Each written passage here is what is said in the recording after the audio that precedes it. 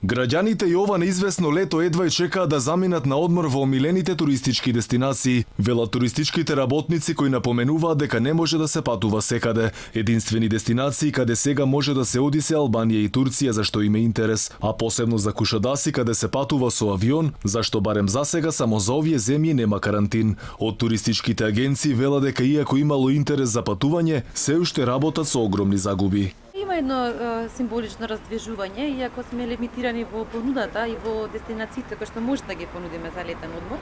Во моментот она што е активно е само чартер програмата за Анталија, бидејќи македонците патници може да патуваат во Република Турција и можеме само со авионски превоз, со оглед на тоа дека копнените гранични премини и кон Грција, па и понатаму кон Турција се затворени и се уште македонските граѓани не можат во ЕУ земјите да влегуваат.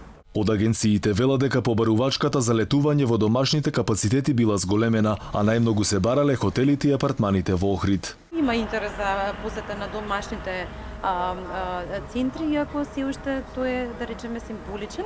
Интерес за летување има и во Преспа и во Дојран, но главен проблем е што таму нема доволно сместувачки капацитети. Интересот оваа недела, како и претходната, е за македонските сместувачки капацитети.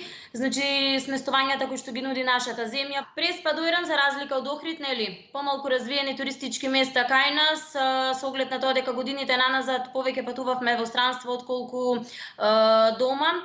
Преспа, особено ќе кажам, нема големи хотели за жал, нема сместувачки капацитети на оние плажи кои што ги има, кои што ги нуди.